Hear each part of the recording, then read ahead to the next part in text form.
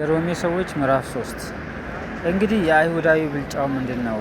ወይስ የመገረዝ ጥቅሙ ምንድነው? በሁሉ ነገር ብዙ ነው። አስቀድሞ የእግዚአብሔር ቃላት አደራ ተሰጧቸው። ታዲያ ምንድነው? የማያምኑ ቢኖሩ አለማመናቸው የእግዚአብሔርን ታማኝነት ያስቀራልን?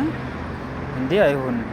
በቃልህ ትጸድቅ ዘንድ ወደ ፍርድ በገባህም ጊዜ ትረታ ዘንድ ተብሎ እንደተጻፈ ሰው ሁሉ ውሸተኛ ከሆነ እግዚአብሔር እውነተኛ ይሁን። ነገር ግን አመጻችን የእግዚአብሔርን ጽድቅ የሚያስረዳ ከሆነ ምን እንላለን? ቁጣን የሚያመጣ እግዚአብሔር አመፀኛ ነውን? እንደ ሰው ልማድ እላለሁ። ይህ አይሁን።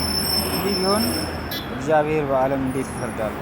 በእኔ ውሸት ግን እግዚአብሔር እውቀት ለክብሩ ከላቀ ስለምን በእኔ ደግሞ እንደ ኃጢአተኛ ገና ይፈርድብኛል? ስለምንስ መልካም እንዲመጣ ክፉ አናደርግም? እንዲሁ ይሰድቡናልና አንዳንዱም እንዲሁ እንድንል ይናገራሉና የእነርሱን ፍርድ ቅን ነው። እንግዲህ ምን ይሆን?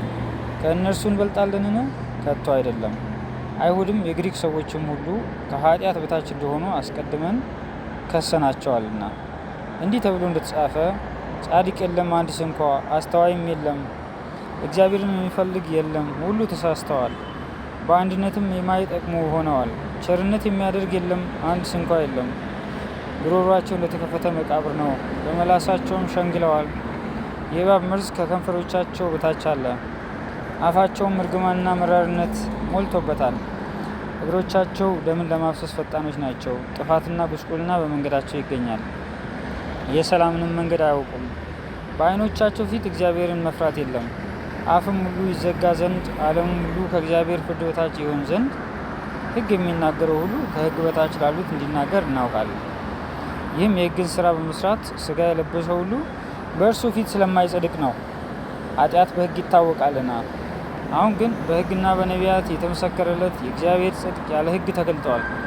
እርሱም ለሚያምኑ ሁሉ የሆነ በኢየሱስ ክርስቶስ በማመን የሚገኘው የእግዚአብሔር ጽድቅ ነው፣ ልዩነት የለምና።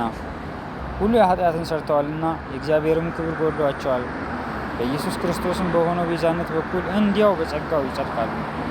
እርሱንም እግዚአብሔር በእምነት የሚገኝ በደሙም የሆነ ማስተሰሪያ አድርጎ አቆመው። ይህም በፊት የተደረገውን ኃጢአት በእግዚአብሔር ችሎታ ስለመተው ጽድቁን ያሳይ ዘንድ ነው። ራሱም ጻድቅ እንዲሆን በኢየሱስም የሚያምነውን እንዲያጸድቅ አሁን በዚህ ዘመን ጽድቁን ያሳይ ዘንድ ነው። ትምክህት እንግዲህ ወዴት ነው? እርሱ ቀርቷል። በየትኛው ሕግ ነው? በስራ ሕግ ነውን? አይደለም፣ በእምነት ሕግ ነው እንጂ። ሰው ያለ ሕግ ስራ በእምነት እንዲጸድቅ እንቆጥራለንና። ወይስ እግዚአብሔር የአይሁድ ብቻ አምላክ ነውን? የአሕዛብስ ደግሞ አምላክ አይደለምን? አሁን የተገረዘን ስለ እምነት ያልተገረዘንም በእምነት የሚያጸድቅ አምላክ አንድ ስለሆነ የአሕዛብ ደግሞ አምላክ ነው። እንግዲህ ሕግን በእምነት እንሽራለን? አይደለም፣ ሕግን እናጸናለን እንጂ።